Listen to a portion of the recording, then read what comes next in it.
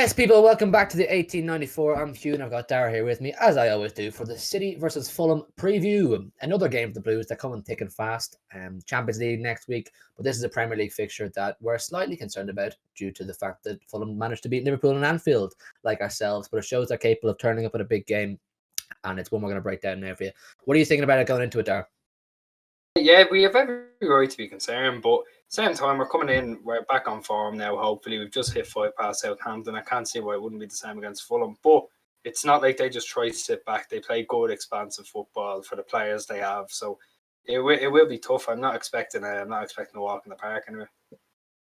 Like I said, they beat Liverpool at Anfield, and they're in obviously this massive relegation battle. And I'm a fan of Scott Parker and the football he's playing at Fulham. I'd like to see them stay up personally, but obviously not get the 3 points against us. We need all the wins we can get. I think we're currently something like 5 or 6 wins away in total from actually closing out the league. But like I said, they're in a massive relegation battle. They've got stuff to fight for. It's not like they're a mid-table team who's happy to just go and take a point or sit back. They will come at us. And I think their real issue is that they don't finish chances. They create quite a bit for a team down the relegation battle, but they don't finish them off. Would you agree with me?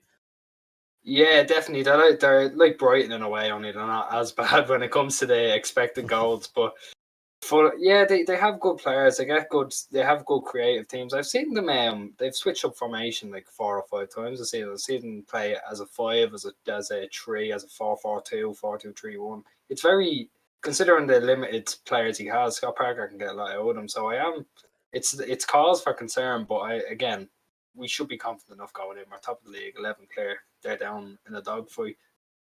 So. We're obviously top of the table for a reason because we're the best team in the league this season, and that's fact. That's not fiction. But in terms of City, we're just off the back of beating Southampton 5-2, and like I said before, it's slightly weird because I was a bit underwhelmed by the actual overall performance against Southampton. Certain players, not really as good as they could be or usually are. I'm going to talk about Kevin De Bruyne first because he nicked 2 goals against Southampton. The second one was a very good goal. It was like vintage De Bruyne, and it's what you expect from him as a top-rate player. But I think since he's come back from his 4 or 5 week injury, he has been slightly below par based off his high standards that we know we can achieve. Do you think and see can a weekend off maybe give him a revitalization kind of thing, bring back some energy because it's almost like he looks a bit tired, a bit fatigued. Or do you force him back and force him into playing well by just throwing with the team every week? What do you think? It's a tough question, isn't it? I mean, he's played a lot of football since he's come back. It might be time to give him a bit of a rest. Maybe don't go with the false 9 again. Let Bernardo Gundogan sit back in midfield. But it wouldn't surprise me if we play our best player. So maybe he won't want to break up the form after he scored 2. Maybe he won't want to break it up. So I don't know. I'd personally give him a rest, but I'm not sure what Pep's going to be thinking, especially with Gladbach coming up. You kind of want them to be in a bit better form. Yeah, I'd like to see him get the weekend off in my personal preference because we've got that big game against Gladbach, which is not over that tie. We've only got a two goal lead, and Gladbach are going to fight for their lives or else they're out. And what a turnaround it would be for them to achieve that. So you want De Bruyne, maybe give him the weekend off. Like I said, he looks a bit tired. Give him a rest, and hopefully he can bounce back for the Gladbach game. But in terms of the attack, obviously Mahrez has been absolutely on fire for City, probably since the turn of the year, and particularly in February. And of course, against United, he's probably our best player, in my opinion. You guys probably have different opinions of that. And he was fantastic the other day against Southampton. But I think he's kind of cemented his name on the team sheet for the moment. But in terms of the left wing, that seems to be chopping and changing now between Foden and Sterling. Foden got man of the match from Sky against Southampton, so it'll be kind of hard to leave him out. But then again, Sterling is obviously Sterling, and you like to see him play as well. It's a tough choice. Who would you play in the left wing? Well, if you play Sterling there, it means you can drop Foden into the middle. So I wouldn't be against that at all. Sterling needs a run of games if he wants to be playing properly for the Champions League and the latter stages of that. So playing him now, I don't see a downside to it. Put Foden in the middle, maybe even play him in the midfield, get Bernardo or Gundogan rest. You never know with him, you know what I mean?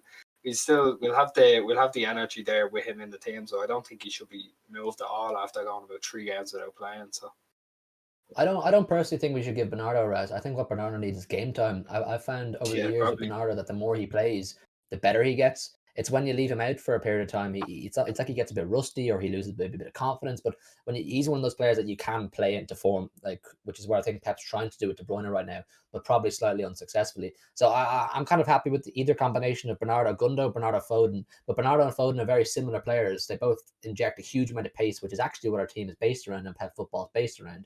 So I'm equally happy to see that. But Gundogan's had an unbelievable season so far, particularly since the new year as well. And he obviously nicked himself another goal against Southampton the other day. So he's going to be hard to leave out. It's a tough one, really, the midfield, isn't it? And it's also Fernandinho and Rodri. Fernandinho played against Southampton, and he did quite a good job, even though he probably could have got himself sent off. But Rodri is probably the best defensive midfielder at the club at the moment in terms of what he brings to the team. What do you think of all that? I mean, we have the luxury of having such a wide variety of midfield options. So, like, you can put out any kind of, once it's not a double pivot, any kind of midfield options I'd be happy with. But if you put the two left-footed midfielders in there, I'm not 100% sure, because regardless if Foden has a good right foot, I'm not 100% sure because he uses the left so much. But he might be playing a bit further forward. I think it's just such a great thing to have such a stacked midfield, you know. So you could go with anything. I'd be happy. I'm sure you're the same yourself. But if it came down to it, I'd be going Rodri, Gundo, and Bernardo. And then you play Foden a bit further forward.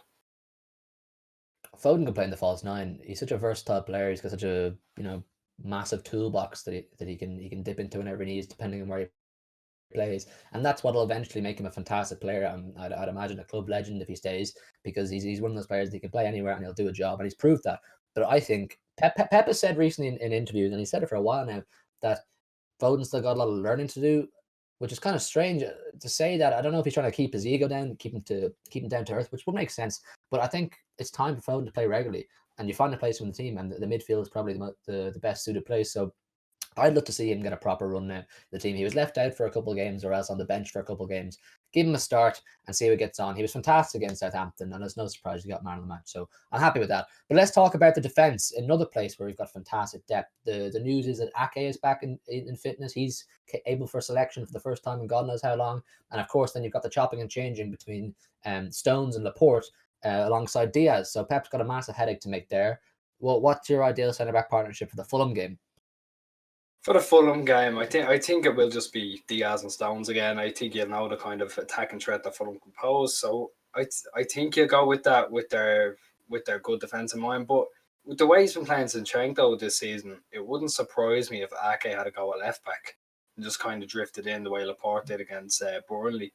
I wouldn't say it'll happen, but it wouldn't surprise me given all the games we're going to need, or all the players are going to need for all the games we have, you know. Yeah, the fixtures are coming thick and fast, and obviously we've got that 2 week break now for the international break, and I think it's about a week and a half, 2 weeks now. So that'll be very welcomed when that comes. But there's still a good 3 or 4 games between now and then, and rotation is obviously essential if you do want to challenge for that quadruple, which we would absolutely love to do, and Champions League in mind as well, bearing we get through Gladbach. But the right back position is one that I think Pep is struggling to decide who's his best player for right back. Walker obviously adds something, Cancelo adds another thing, and you kind of have to base it off which game. But in a game like Fulham, where we will probably have the lion's share of the ball, I would imagine Cancelo's the man for that if he's on form that day. Would you agree? Yeah, definitely. Like, you know, like we said about Ake, if he plays, he probably won't, but he'll still have a defensive left back. I think Cancelo, after having a rest for the game we just had, he'll come straight back in. I think we'll probably need it as well. Depends on how Fulham set up, because you saw Liverpool found it very tough breaking them down. So we're going to need as much creativity as we can get. Yeah, oh, absolutely. They're really solid defensively for a team in the relegation zone. I think they just mainly struggle with finishing, so that's something we'll have to bear in mind. Can we break them down? Because we did struggle to break United down. I know we don't like looking back on that game, but it's a good thing to reflect on and take into consideration when trying to improve. But we're going to actually put up our full squad prediction on screen now, just so you can have a look at that. And obviously let us know in the comments, as always, what you think. If you would like to see certain players in for certain reasons, let us know. We love hearing what you have to think. But yeah, like I said, it's going to be a tough game because they're fantastic at defending, and they proved that against Liverpool. They scored a goal mid first half, I think it was, against Liverpool, and they sat back and defended like absolute animals. And there's no reason they can't do it again. They turned up in a big game. This is a big game for them, and it should be treated like a big game for us. We're that close to winning the Premier League, Why let us slip now just for the sake of just starting players shouldn't play or whatnot? We're that close, and I think put out our strongest squad for every game, finish it mathematically ASAP, and then focus on the other trophies. But I think we should get our score predictions now. I'm going to start with you. Go for it. I'll go. I said it's going to be tough, so this mightn't sound too hard. I'm going to go 4-0. You're optimistic. I'm being optimistic for once. I'm not saying 2-0. I'm not saying 3-1. I'm saying 4-0. I'd happily take a 1-0. Obviously, I always say that. It's not my prediction now, but it's just about the 3 points. Like I said, that just close out the Premier League as soon as possible. 11-point gap. Don't let anybody catch up with us. Don't make it a battle for ourselves. Just pick up the 3 points, whatever way necessary. But in terms of my own prediction, I'm going to say 3-0. I think we're going to want to put in a big defensive performance. It's gonna rock Diaz and the rest of the defense conceding 2 against Southampton. We rarely concede 2. Obviously, we did against United, but if you look back on the season as a whole, we rarely concede more than 1 goal, if even with the amount of clean sheets we have. So I think the defensive performance will be good. Hopefully, if Stones plays, I back him so much as a defender. I think he's really come on, as I'm sure the rest of you will. So yeah, I'm gonna say a 3-0 City. That's my prediction. I think we'll go out and we'll get goals. And hopefully Sergio Aguero gets a chance. If you watched our live watch along last week for the Southampton game, we were actually cheering a player, celebrating a player getting on the ball. And we hope for more of that from Sergio because we love him so much. And we want him to get at least an opportunity to try and get a contract from Pep. But I think we'll wrap it up there. We're really looking forward to the game. We're doing a live watch on the channel on Saturday evening when the game is. Be sure to come join us if you fancy it and just talk about the game, whatever. So yeah, thanks for watching. Leave a like, subscribe if you're new. We're still on that road to 150 by the end of March. We'd really appreciate it. And also, as Dara always likes me to say, link in the description for our Discord where it's free to join. We just chat about City and you can help us with our player ratings and our squad predictions. Thanks again for watching and we'll see you on Saturday. Peace.